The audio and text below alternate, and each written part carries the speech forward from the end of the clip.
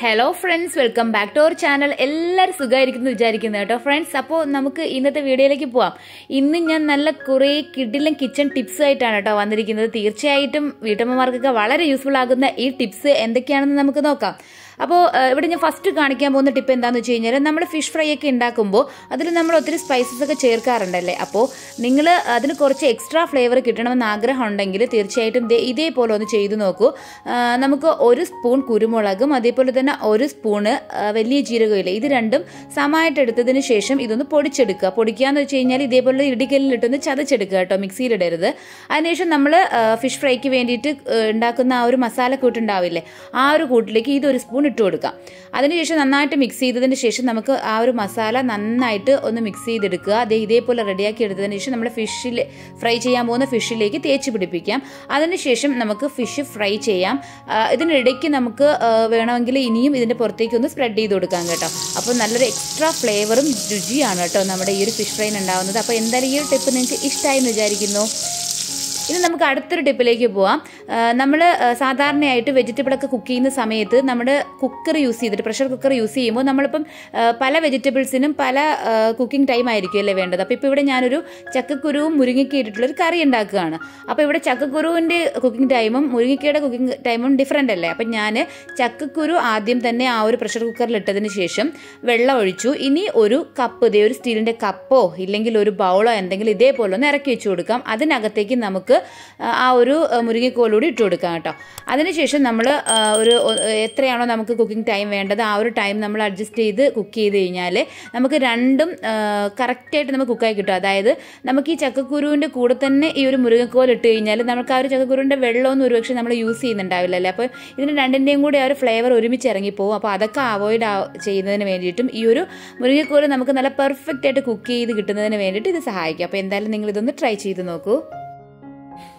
ഇനി അടുത്ത ടിപ്സ് വളരെ യൂസ്ഫുൾ ആകുന്ന ടിപ്പാണ് കേട്ടോ. സാധാരണ നമ്മളൊക്കെ ഫിഷ് കറി ഉണ്ടാക്കുമ്പോഴേക്കും ചില സമയത്ത് നമ്മൾ ഫിഷ് കറി ഉണ്ടാക്കി കഴിയുമ്പോഴേക്കും അതിൻ്റെ ഗ്രേവിക്ക് തിക്നെസ് ഉണ്ടാവില്ലല്ലേ, അതായത് നമ്മൾ കുറുകി കിട്ടാറില്ല ഫിഷ് കറി. അപ്പോൾ അതിന് വേണ്ടിയിട്ടുള്ളൊരു ടിപ്പാണ് കേട്ടോ. നമ്മൾ ഉള്ളിയും മുളകും തക്കാളിയൊക്കെ ഇങ്ങനെ വഴറ്റിയെടുക്കാറില്ലേ, അതിലേക്ക് നമുക്ക് ഉലുവ പൊടി ഒഴികെയുള്ള ബാക്കി പൊടികളൊന്നും തന്നെ നമ്മൾ അതിലേക്ക് ഡയറക്റ്റ് ചേർത്ത് കൊടുക്കരുത്. അത് നമുക്ക് എന്ത് ചെയ്യാം, ഒരു മിക്സിയുടെ ജാറിലേക്ക് ആ പൊടികളെല്ലാം ഇട്ട് കൊടുക്കുക. നമ്മുടെ മുളക് പൊടിയും മല്ലിപ്പൊടിയും മഞ്ഞൾപ്പൊടിയും അതേപോലെ തന്നെ നമ്മൾ ഇതിലേക്ക് ചേർത്ത് കൊടുക്കുന്ന പുളി ഉണ്ടാവുമല്ലോ, വാളം പുളിയാണെങ്കിൽ വാളം പുളി, അതും ഇതിൽ ചേർത്തതിന് ശേഷം നമ്മൾ ഇതിലേക്ക് എക്സ്ട്രാ ഒരു തിക്നെസ് കിട്ടുന്നതിന് ചേർത്ത് കൊടുക്കാൻ പോകുന്നത് ചെറിയ ഉള്ളിയാണ് കേട്ടോ. ചെറിയ ഉള്ളി നമ്മൾ ഈ ഒരു കൂട്ടിലേക്ക് ഇട്ട് അരച്ചെടുത്ത് കഴിഞ്ഞാൽ നമ്മുടെ കറിക്ക് നല്ല ഒരു തിക്നെസ് കിട്ടും, അതായത് നല്ല കുറുകി കിട്ടും. അപ്പോൾ നിങ്ങൾ എന്തായാലും ഇതൊന്ന് ട്രൈ ചെയ്ത് നോക്കണം കേട്ടോ. അതിനുശേഷം നമ്മളിത് നന്നായിട്ടൊരു പേസ്റ്റ് രൂപത്തിലാക്കി എടുക്കാം. ഇനി നമ്മളിത് വഴറ്റിയിലേക്ക് ഇതിട്ട് കൊടുക്കുക. അപ്പോൾ നമുക്ക് മറ്റൊരു ഗുണം കൂടിയുണ്ട്, പെട്ടെന്ന് തന്നെ പൊടികൾ കരിഞ്ഞു പോവില്ല കേട്ടോ. നമ്മളിങ്ങനെ ചെയ്തിട്ട് എടുക്കുകയാണെങ്കിൽ ഒരു എക്സ്ട്രാ ഫ്ലേവർ കിട്ടുകയും ചെയ്യും. ഇനി നമുക്ക് ആ ഒരു ജാറ് തന്നെ ഒന്ന് കഴുകിയിട്ട് അതിൻ്റെ വെള്ളം ഇതിലേക്ക് ഒഴിച്ചു കൊടുക്കാം. നമുക്ക് എത്രയാണോ കറി ആവശ്യം അതനുസരിച്ച് വെള്ളം ചേർത്ത് കൊടുത്തതിന് ശേഷം നമുക്ക് ഫിഷും കൂടി ആ ഒരു ടൈമിൽ തന്നെ അതിലേക്ക് ഇട്ട് കൊടുക്കാം. ഇനി നമ്മളിത് അടച്ചു വെച്ചിട്ട് കുക്ക് ചെയ്യുക. കുറച്ച് കഴിഞ്ഞിട്ട് നമ്മളിത് ഓപ്പൺ ചെയ്ത് നോക്കുകയാണെങ്കിൽ നമ്മുടെ ഗ്രേവിയൊക്കെ നല്ല കുറുകി നല്ല തിക്കായിട്ട് വന്നിട്ടുണ്ടാവും. അപ്പോൾ എന്തായാലും ഈ ഒരു ടിപ്പ് നിങ്ങൾ മിസ് ചെയ്യരുത്, നിങ്ങളിതൊന്ന് ട്രൈ ചെയ്ത് നോക്കൂ. ഓക്കെ, ഇനി നമുക്ക് നമ്മുടെ അടുത്ത ടിപ്പ് എന്താണെന്ന് നോക്കാം. നമ്മൾ സാധാരണയായിട്ട് ഫുഡൊക്കെ കുക്ക് ചെയ്യുമ്പോൾ പ്രഷർ കുക്കറോ മറ്റെന്ത് പാത്രം ഉപയോഗിച്ചിട്ട് നമ്മൾ ചെയ്താൽ ചില സമയത്തൊക്കെ ഇതേപോലെ കരിഞ്ഞു പിടിക്കാറുണ്ടല്ലോ, അതായത് നല്ല ഹാർഡായിട്ട് പിടിച്ചിരിക്കാറുണ്ട്. അപ്പോൾ ഇത് പെട്ടെന്ന് റിമൂവ് ചെയ്യുന്നതിന് വേണ്ടിയിട്ടുള്ളൊരു ടിപ്പാണ്. അപ്പോൾ ഇതിന് നമുക്ക് വേണ്ടത് കുറച്ച് ഡിറ്റർജൻറ്റ് പൗഡറാണ് കേട്ടോ. നിങ്ങളുടെ കയ്യിൽ പൗഡറാണ് അവൈലബിൾ എങ്കിൽ അത് തന്നെ എടുക്കുന്നതായിരിക്കും നല്ലത് കേട്ടോ. അപ്പോൾ എൻ്റെ കയ്യിൽ അതില്ലാത്തതുകൊണ്ട് ഞാൻ കുറച്ച് ലിക്വിഡാണ് ഒഴിച്ചു കൊടുത്തിട്ടുള്ളത്, ഡിറ്റർജൻറ്റ് ലിക്വിഡാണ്. ഇനി ഇതിലേക്ക് നമ്മൾ യൂസ് ചെയ്തിട്ടുള്ള ലെമൻ്റെ, അതായത് നമ്മൾ സ്ക്യൂസ് ചെയ്തെടുത്തതിന് ശേഷമുള്ള അതിൻ്റെ തൊലി ഉണ്ടാവില്ലേ, അതൊരു 2 പീസ് കൂടി നമുക്ക് ഇട്ട് കൊടുക്കാം. ഇനി ഇതിലേക്ക് കുറച്ച് വെള്ളം കൂടി ഒഴിച്ചു കൊടുക്കാം.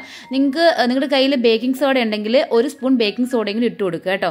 അതിനുശേഷം നമുക്ക് ഇതൊന്ന് സ്റ്റൗ ഓൺ ചെയ്തതിന് ശേഷം നന്നായിട്ടൊന്ന് ബോയിൽ ആവണം. ഒരു 10 മിനിറ്റോളം ഇതേപോലെ ബോയിൽ ആവുന്നത് വരെ വെയിറ്റ് ചെയ്യണം കേട്ടോ. അപ്പോൾ ഇപ്പം ഒരു 10 മിനിറ്റോളം ഞാൻ ബോയിൽ ചെയ്തിട്ടുണ്ട്. അതിനുശേഷം നമുക്ക് ഇതിൻ്റെ ഫ്ലെയിം അങ്ങ് ഓഫ് ചെയ്യാം.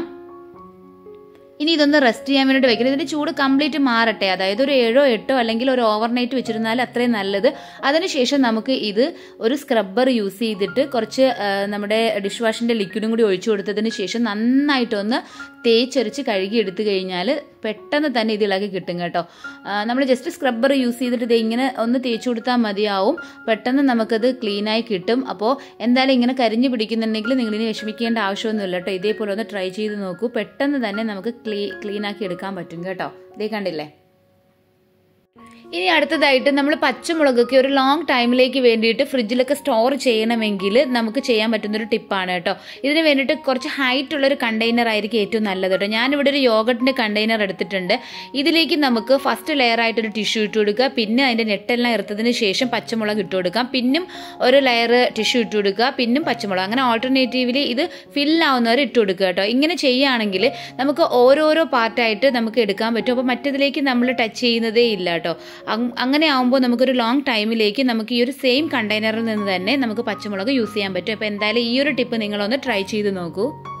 ഓക്കെ, ഇന്നത്തെ ലാസ്റ്റ് ടിപ്പിലേക്ക് പോവാം.